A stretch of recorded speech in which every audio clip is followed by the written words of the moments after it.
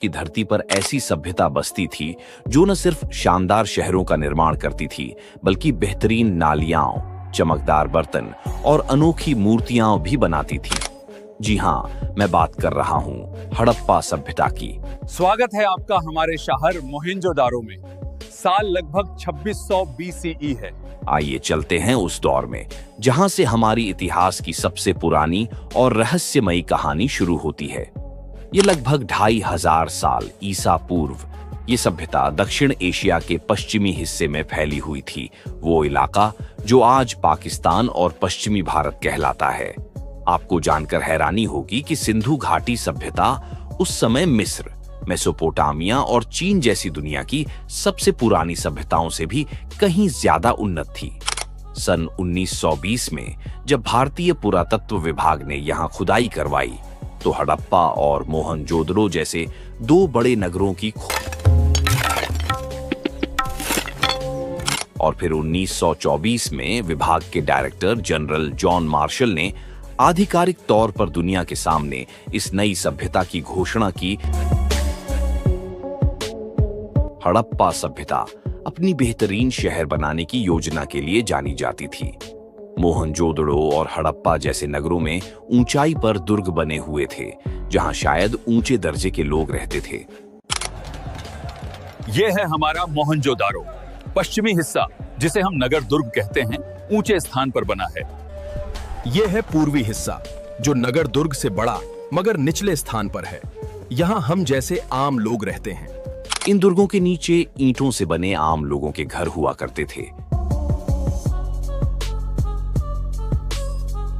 इस सभ्यता की सबसे खास बात थी ग्रिड सिस्टम, मतलब सड़कों को इस तरह बनाया जाता था कि वे एक दूसरे को सीधी 90 डिग्री पर काटे।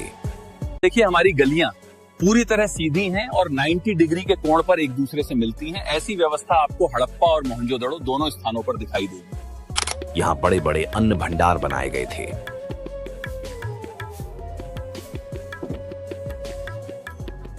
हड़प्पा सभ्यता वाले पक्की ईंटों का इस्तेमाल करते थे, जबकि उसी समय मिस्र में कच्ची ईंटों का प्रयोग होता था। हम मजबूत पक्की ईंटों से घर बनाते हैं। इनके शहरों में नालियों की व्यवस्था बेहद शानदार थी। हर छोटे बड़े घर में अपना नहाने का स्थान और आंगन होता था। कालीबंगा में ज्यादातर घरों में कुएं नहीं मिले। लोथल और धौलावीरा जैसे नगर मजबूत दीवारों से घिरे हुए और हिस्सों में बटे हुए थे।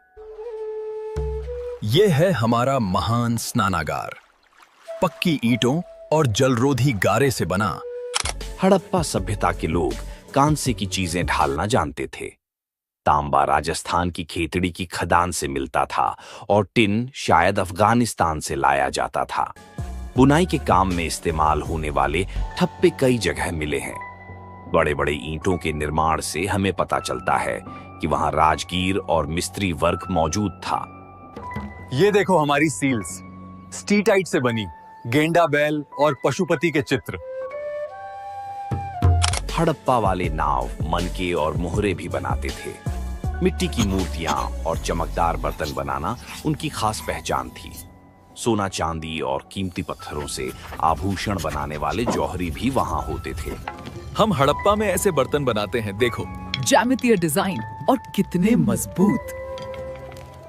सिंधु घाटी सभ्यता से बहुत ही कम लिखा कैसी थी। किसी मंदिर के प्रमाण नहीं मिले हैं, इसलिए माना जाता है कि पुजारियों का कोई खास प्रभुत्व नहीं था। कई विद्वानों का मानना है कि हड़प्पा सभ्यता व्यापारी वर्ग के हाथों में थी। कुछ विद्वानों का यह भी कहना है कि वहां कोई शासक वर्ग नहीं था, सबको बराबरी का दर्जा मिला हुआ था। वहीं कुछ अन्य विद्वान मानते हैं कि अलग अलग शहरों में अलग शासक वर्ग मौजूद थे। धर्म, मिट्टी की मूर्तियों से पता चलता है कि लोग पृथ्वी को उर्वरता की देवी मानते थे और उसकी पूजा करते थे। मिस्र के लोग जैसे नील नदी को देवी मानते थे, वैसे ही पुरुष देवता के रूप में मोहरों पर एक 3 सींगों वाला चित्र मिलता है, जिसे योगी की मुद्रा में बैठे दिखाया गया है। उसके चारों तरफ हाथी, बाघ, गैंडा और भैंसा बने हुए हैं। पैरों के पास हिरण हैं। देखो हमारी ये मुहर, बीच में योगी मुद्रा में त्रिशूल चित्र, चारों ओर हाथी, बाघ, गैंडा, भैंस। इस चित्र को बाद में पशुपति महादेव का रूप माना गया। कई पत्थरों पर लिंग और स्त्री जनन अंग के चित्र मिले हैं। मैं मोहनजोदड़ो का पुजारी हूं।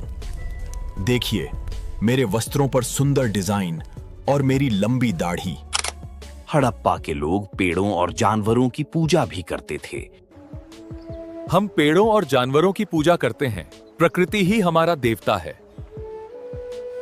उनके लिए सबसे खास जानवर था एक सींग वालों मोहरों समान लिपि। वजन और माप की पद्धति से साफ है कि व्यापार इनकी जिंदगी का अहम हिस्सा था। ये लोग पत्थर, धातु, सीप और शंख का व्यापार करते थे। मुद्रा का प्रयोग नहीं था, बल्कि वस्तु विनिमय प्रणाली चलती थी। हमारे बाजार में हम बर्तनों को अनाज से बदलते हैं। देखो, यहाँ सब कुछ वस्तु विनिमय से चलता है। हमारी संस्कृति की जान। अरब सागर के किनारे इनकी समुद्री यात्रा व्यवस्था भी बहुत अच्छी थी। उन्होंने उत्तरी अफगानिस्तान तक अपने व्यापारिक ठिकाने बना रखे थे, जिससे मध्य एशिया से संपर्क आसान हो जाता था। हड़प्पा वाले लैपिस लाजुली मार्ग से भी व्यापार करते थे, जो अमीर वर्ग की पसंद माना जाता था। हम मेसोपोटामिया तक व्यापार करते हैं। अभी हम लोथल पहुंचने वाले हैं।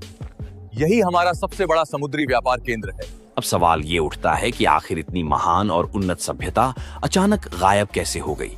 इतिहासकार मानते हैं कि लगभग 1800 ईसा पूर्व के आसपास सिंधु घाटी सभ्यता का पतन शुरू हो गया था, लेकिन इसके कारण आज भी पूरी तरह साफ नहीं है।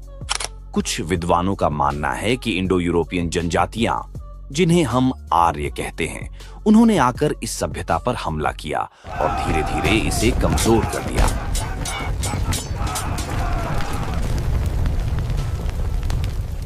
दूसरी ओर कई विशेषज्ञों का मानना है कि इसके पतन का असली कारण प्राकृतिक आपदाएं थीं।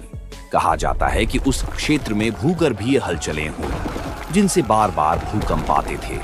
वहीं जलवायु में बदलाव भी हुआ। बारिश के पैटर्न बदल गए।